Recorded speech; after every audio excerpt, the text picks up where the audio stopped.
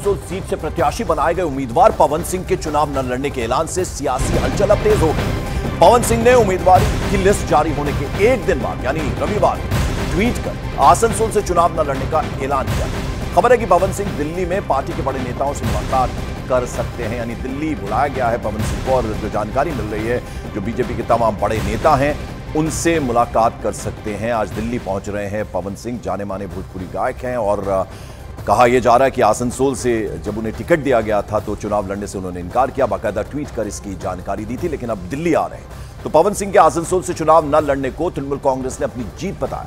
TMC नेता शांतनु सेन के मुताबिक पश्चिम बंगाल के लोगों ने पवन सिंह का विरोध किया था। आसनसोल में जिसको उम्मीदवार किया था वो पवन सिंह, जो बंगाल का औरत को लेके विलिफाई किया, ह्यूमिलिएट किया, गलत शब्द यूज करके उनको इंसल्ट किया, उनके खिलाफ हम लोगों ने प्रोटेस्ट किया। और हमारा यह प्रोटेस्ट, ये जनगर्जन इतना जोरदार था, बीजेपी का उम्मीदवार चुनाव का मैदान छोड़ के भाग गया। लोकसभा चुनाव 2024 के लिए जारी बीजेपी की पहली लिस्ट में भोजपुरी गायक और एक्टर पवन सिंह ने पश्चिम बंगाल के आसनसोल से टिकट उन्हें दिया गया था, जिसके एक दिन बाद यानी शनिवार को पवन सिंह ने आसनसोल से चुनाव लड़ने से इनकार किया। उन्होंने इसकी जानकारी एक ट्वीट करके दी, जिसमें उन्होंने लिखा, भारतीय जनता पार्टी के शीर्ष नेतृत्व को दिल से आभार प्रकट करता हूं। पार्टी ने मुझ पर विश्वास करके आसनसोल का उम्मीदवार घोषित किया, लेकिन किसी कारणवश मैं आसनसोल से चुनाव नहीं लड़ पाऊंगा। ये ट्वीट करके उन्होंने जानकारी दी। एक दिन पहले टिकट दिया गया और रविवार को उन्होंने बाकायदा ट्वीट किया और चुनाव न लड़ने की बात कही आसनसोल से। और पश्चिम बंगाल की आसनसोल सीट से तृणमूल कांग्रेस उम्मीदवार और शॉटगन के नाम से मशहूर शत्रुघ्न सिन्हा ने क्या कहा, जरा आपको वो भी सुनो। क्या बोलिएगा? मैं कहूँगा अच्छा आदमी है, अपना बच्चा है, परिवार का है, लेकिन जो फैसला जो किया है लड़ने का नहीं लड़ने का, ये उनका या उनकी पार्टी का अपना अंदरूनी मामला है, इंटरनल अफेयर है। इस पे मैं कोई कमेंट करने वाला, दखल अंदाजी देने वाला कौन होता हूँ। और इस वक्त एक बड़ी खबर आ रही है, नफे सिंह हत्याकांड में हरियाणा पुलिस को बड़ी कामयाबी हाथ लगी है। झज्जर पुलिस और दिल्ली स्पेशल सेल की जॉइंट ऑपरेशन में नफे सिंह राठी हत्याकांड केस के 2 आरोपी गिरफ्तार कर लिए गए हैं और इन दोनों की गिरफ्तारी गोवा से हुई है। शूटर आरोपी सौरभ और आशीष को पुलिस ने गिरफ्तार किया है। कपिल सांगवान गैंग के ये दोनों मेंबर्स हैं, ये दोनों ही जो आरोपी हैं। और खबर यह भी है कि दोनों आरोपी दिल्ली के नांगलोई के रहने वाले हैं। 25 फरवरी को हरियाणा के बहादुरगढ़ में नफे सिंह राठी की हत्या हुई थी और अब ये जो 2 आरोपी हैं इन्हें गोवा से गिरफ्तार कर लिया गया। कपिल सांगवान जो ग्रुप है उसके ये सदस्य हैं। दिल्ली पुलिस और हरियाणा पुलिस ने जॉइंट ऑपरेशन चलाया था और इन दोनों आरोपियों की गिरफ्तारी गोवा से हुई है। तो बड़ी कामयाबी पुलिस के हाथ लगी है। नफे सिंह राठी जिस तरह से ताबड़तोड़ तरीके से उन पर 2 दर्जन से ज्यादा गोलियां बरसाई गई थी। एक रेलवे फाटक पर उनकी गाड़ी को रोका गया, सफेद रंग की कार में शूटर्स आए थे। और अब जो जानकारी मिल रही है, हम आपको तस्वीर भी दिखा रहे हैं सीसीटीवी की, जिसमें वो आरोपी साफ देखे जा सकते थे। ताबड़तोड़ इन्होंने फायरिंग की और सफेद रंग की कार में सवार होकर ये आए थे। नफे सिंह राठी और उनके एक सहयोगी की उसमें स्पॉट पर ही मौत हो गई थी, जबकि 2 लोग उसमें घायल हुए थे। और अब जाकर पुलिस को ये कामयाबी मिली है। कपिल सांगवान गैंग के ये मेंबर्स बताए जा रहे हैं। दोनों ही आरोपी गोवा से इनकी गिरफ्तारी हुई है और नांगलोई के रहने वाले हैं। 25 फरवरी को हरियाणा के बहादुरगढ़ में नफे सिंह राठी की हत्या कर दी गई थी और 25 फरवरी को अपनी फॉर्च्यूनर कार में वो सवार थे और जब उनकी गाड़ी बराही फाटक के पास पहुंची तो I-10 कार में सवार हमलावरों ने पूर्व विधायक पर जमकर गोलियां बरसा दी और बताया जा रहा है कि हमलावरों ने 40 से 50 राउंड, जो अब जानकारी मिल रही है, फायरिंग की गई थी। हमले में नफे सिंह के अलावा उनके सुरक्षाकर्मी जय किशन की भी मौत हो गई थी।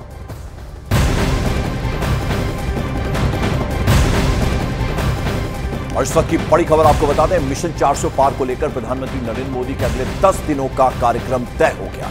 अगले 10 दिन में प्रधानमंत्री नरेंद्र मोदी 12 स्टेट्स का दौरा करने वाले हैं। इनमें तेलंगाना से लेकर तमिलनाडु और ओडिशा से लेकर पश्चिम बंगाल और बिहार जैसे राज्यों में प्रधानमंत्री का कार्यक्रम होना है। इसके अलावा जम्मू कश्मीर और असम के अलावा अरुणाचल प्रदेश और उत्तर प्रदेश के साथ साथ गुजरात, राजस्थान और दिल्ली में भी प्रधानमंत्री का कार्यक्रम है। जम्मू कश्मीर 7 तारीख को प्रधानमंत्री का जाने का प्रोग्राम है। आज प्रधानमंत्री तेलंगाना पहुंच रहे हैं, कई सारी सौगात देने वाले हैं। उसके अलावा 12 राज्य हैं जहां प्रधानमंत्री का दौरा होगा। तस्वीरों में हम आपको दिखा रहे हैं कि किस तरह से 7 तारीख को प्रधानमंत्री जो हैं वो जम्मू कश्मीर जाएंगे और लोकसभा चुनाव से पहले प्रधानमंत्री का दौरा काफी महत्वपूर्ण माना जा रहा है। और जैसे कि हमने आपको बताया कि अगले 10 से 12 दिन का प्रधानमंत्री का व्यस्त प्रोग्राम है और इसकी क्या क्या डिटेल्स हैं जरा वो हम आपको ग्राफिक्स के जरिए समझाते हैं।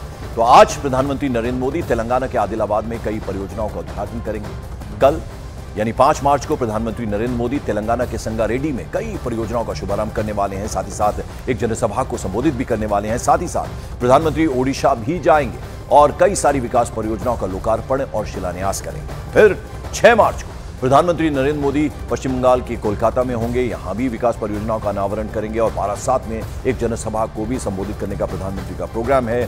फिर बिहार जाने का प्रोग्राम है और बेतिया में कई विकास परियोजनाओं का उद्घाटन और शिलान्यास प्रधानमंत्री करने वाले हैं।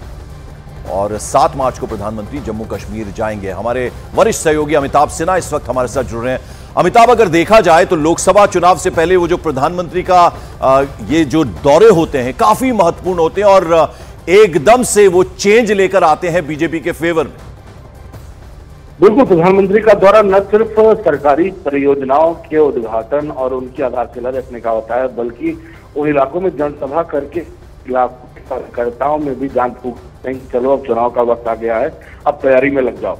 ये दोनों मकसद होता है और ये अगले 4-5 दिनों उनके काफी व्यस्त रहने वाले हैं। सबसे महत्वपूर्ण दौरा उनका जम्मू कश्मीर यानी श्रीनगर घाटी का होगा, जहां वहां शेर कश्मीर स्टेडियम उनकी रैली होगी और काफी परियोजनाओं की सौगात जम्मू कश्मीर को देंगे। और 70 हटने के बाद उनका कश्मीर का ये पहला दौरा होगा, तो मुझे लगता है ये सबसे महत्वपूर्ण है। लेकिन अब शुरू जो हो रहा है उसमें 4 राज्य जाएंगे, जिसमें तेलंगाना के 2 जिलों में जाकर आधारशिला रखेंगे। कलपक्कम जा रहे हैं, जहाँ न्यूक्लियर रिएक्टर के मामले में एक बहुत महत्वपूर्ण शुरुआत भारत में होने जा रही है।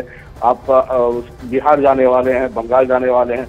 तो मुझे लगता है एक तूफानी दौरा है प्रधानमंत्री का, जो हम लोग बार बार कहते थे ना पंकज की ये प्रधानमंत्री न थकता है न रुकता है, उसी कड़ी में ही आगे लगता है लगातार बढ़ता जा रहा है। प्रधानमंत्री बार बार कहते हैं कि हम परियोजनाओं का न सिर्फ उद्घाटन करते हैं, आधारशिला रखते हैं, बल्कि हम उनको राष्ट्र को समर्पित भी करते हैं। हमारी परियोजनाएं अधर में नहीं लटकती।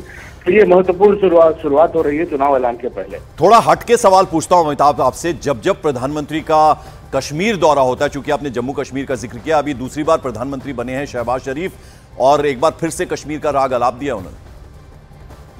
देखिए, एक चीज तो सीधी सी बात है, एक संसद में भी एक प्रस्ताव पारित है कि कश्मीर हमारा अभिन्न हिस्सा है और इसको कोई लेकर नहीं रह सकता। और दूसरी बात जो हमने अमित शाह ने जो प्रस्ताव रखा था, जो बिल रखा था, उसमें ऑक्यूपाइड कश्मीर में पाकिस्तान ने जो कब्जा किया हुआ जिन इलाकों को उन विधानसभा क्षेत्रों को भी शामिल किया गया था। यानी पीओके हमारा अभिन्न हिस्सा है, भारत के कश्मीर से छीना हुआ, ये भी संकेत पूरी दुनिया को और पाकिस्तान को दिया गया था। तो मुझे लगता है कि ये हताशा है पाकिस्तान की कश्मीर का राग अलापना। आतंकी घटनाएं कश्मीर बंद हो रही हैं, कश्मीर विकास की राह में आगे बढ़ रहा है, कश्मीर का युवा अब भारत की मुख्य धारा में जुड़ रहा है। तो अब ये पाकिस्तान की हताशा है जो कश्मीर का राग अलाप कर अंतर्राष्ट्रीय जगत